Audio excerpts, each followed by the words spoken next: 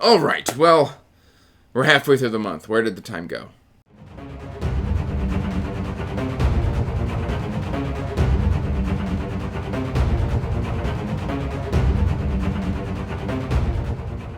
Hey everyone, welcome back to Andrew's Wizardly Reads. As always, guys, we're here to do the mid-month wrap-up. But before we get into that, please do me a favor. Like this video and subscribe to the channel, as it does help the channel grow. And you can check the description box down below for links to all of my social media, including information on my Patreon and the links to the Discord. And with all of that out of the way, it is time to start talking about where we are in the middle of August. And I'll let you know, I've read a lot of pages, but I'm not at my normal completion of books. What am I trying to say here? Usually I've completed more books by this point in the month. And I've read a lot of pages, but I haven't finished a lot of books. First thing that kind of changed is I tried Witchy Ey by DJ Butler. This was one of my Patreon picks for me to read this month. And there was just something different about this book that I kind of bounced off of. Everything was Appalachia. They looked Appalachia. They had Appalachia magic. And while I know what that means, I didn't know what that meant. Like, what's Appalachia magic? How do you look Appalachia? When I kind of look into those things, I didn't really have a clear answer, and it wasn't being made clear to me very early, and I kind of just bounced off of it. So if you know what that means in the comments, feel free to let me know, and then I can get educated and possibly revisit that book with a different mindset. So that's been moved off to the TBR. And then Lost Souls by Ryan Skeffington. We're doing a buddy read for that currently in the Discord. If you want to join that, link in the description box down below. There's a few of us in there currently so far. It's still, you still have time to join. It's not too late. There we go. That's what I was trying to say. I'm currently 35% through this. This is, I believe it's a ring world in space. We've got Battletech suits. We've got a missing persons mystery. We've got a down on his luck inventor and somebody who from the middle class, who used to be upper class, is now middle class, but wants to change the rings forever. And there's a lot of story threads being pulled into Lost Souls that I think a lot of people are really going to enjoy. Now on to what I'm either currently reading or I have already finished. I did finish From Dust Returned. This is Ray Bradberry. This is a short story collection, which I didn't realize because it was already so short. I just assumed it was a novel. And this is kind of done. The art for this cover was done by the creator of the Addams Family, who used to work with Ray Bradberry. And so you can kind of see that this is kind of a spookier family, but it's not really a family. It's just kind of a place where people from the darker side or the darker walks of life can congregate, and they call themselves family, essentially. And I really, really enjoyed it. I'm planning on talking about this a little bit more with my patron Owen from Owen Edwards, and hopefully we can get that talk kind of set up here soon. But while not being my favorite Bradberry, there were a couple stories in here that appear in other collections as well. I really enjoyed those stories and all of the news stories. There's one about ghosts on a train, and they're trying to get to the house in question. I really, really enjoyed that story. So there is a lot of good stuff in here, and I'm glad I read it, but it's not going to rank as a favorite Bradberry for me, I guess is what I'm trying to say. Then I finished Soulbrand by Andrew Rowe, and I've got a post-it note in here that I was using as a bookmark, and I've since finished the book, so we're just going to toss that off to the side. And I really, really enjoyed this. This is still a 4 to 5 star read for me. I would give this probably, if I had to give this one a rating, I would give this a solid B. And if I had to give this one a rating, I'd give this an A-, I think. Just very, very good. I can understand why certain things bugged certain people about this. It is a continuation from the storyline of book 2, and yet it just worked for me. The end was bombastic. It was awesome. And I can kind of see how Weapons and Wielders is coming together by the end of Soulbrand, and I really, really enjoyed that. So, yeah, this was definitely worth reading, and I'm so glad to be caught up. I did go on Reddit, and it looks like Weapons and Wielders 4 is still, like, 2 years off, or at least a year off, because I know Andrew Rose writing Arcane Ascension 5, and then I believe he's going to do Edge of the World 2, which Edge of the World is not my next read, but the read that comes up after my next read in this world.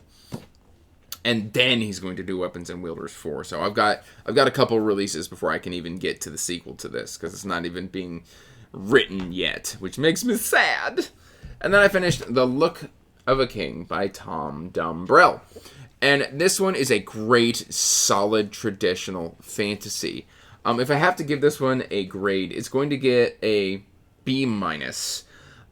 Simply because there were some things in the story that I felt were just kind of telegraphed very prominently.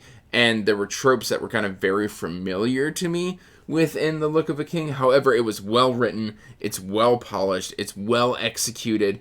We've got some characters. We've got Cyrus, and I believe I want to say Maximus, but it's Augustus. Maximus is something else I'm reading, right? Yes, there's a Maximus and something else I'm reading, isn't there? I don't know. Anyway, Look of a King by Tom Dumbrell. Cyrus is this kind of lost boy who was found in this village and adopted years ago, and then we kind of cut to a royal who they're like celebrating the king's birthday, and they're all yelling, "Long live the king!" And if you're yelling "Long live the king" loud enough in a story, it can kind of signal that certain things are about to happen. And then we get to meet a spoiled prince, and everyone's just like, "Oh man, I wish we had a better royal option."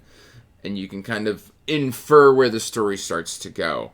So that's kind of my thoughts here on Look of the King. It is a short book.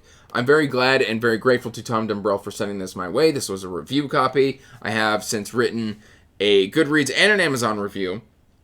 And I definitely think that if you are looking for something that's like a palate cleanser fantasy, you just need a quick reset, this will easily scratch that itch for you.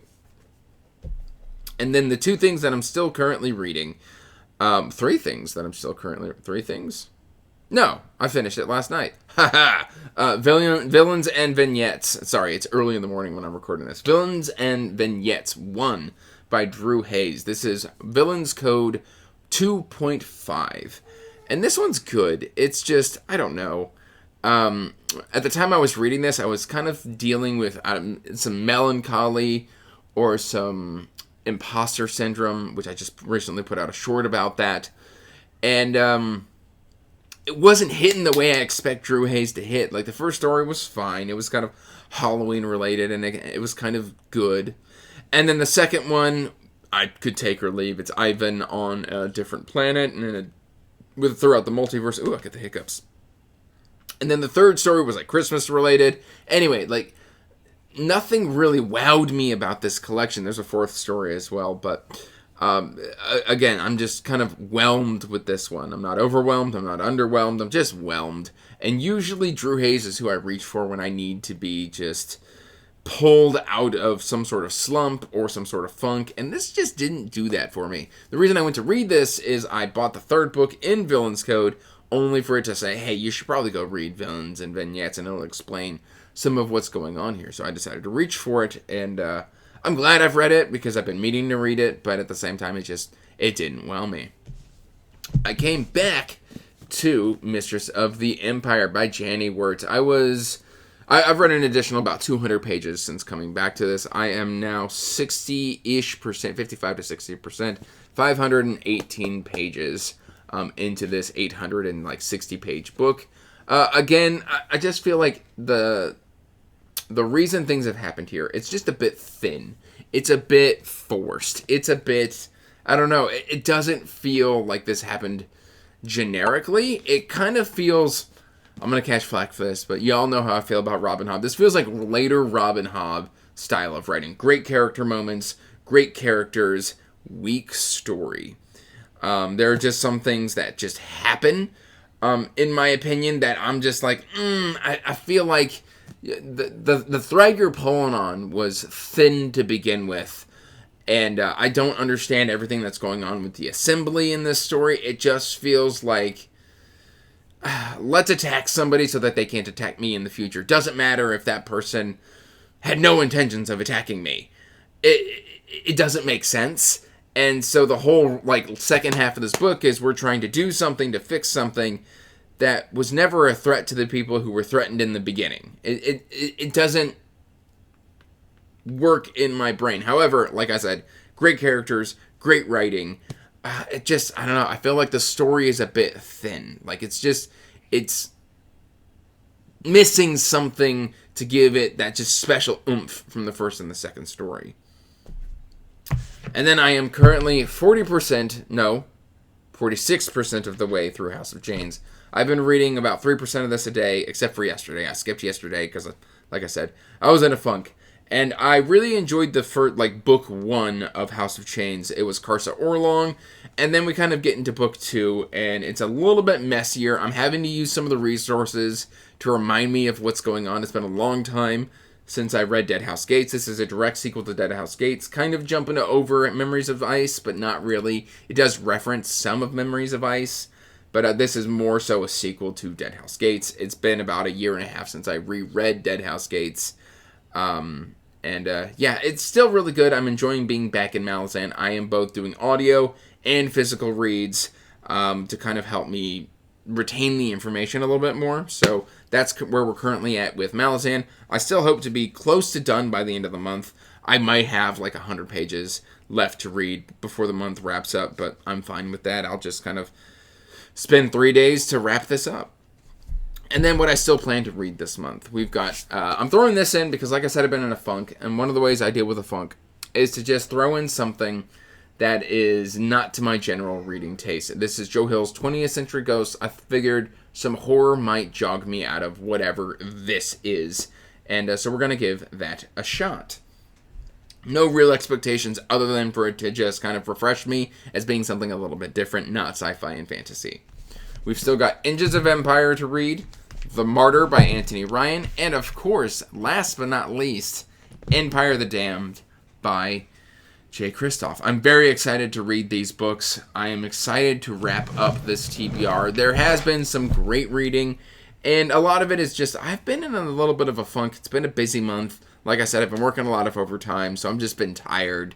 So hopefully things can just kind of coalesce, come together, and we'll see what happens. Anyway, let me know in the comments down below how your month has been going reading-wise, life-wise. Are you doing okay? You drinking enough water? You staying hydrated?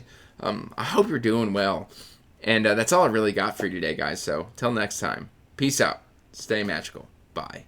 And as always, I want to give a huge thank you to my patrons. Thank you for supporting my passion and my hobby. It means the world to me.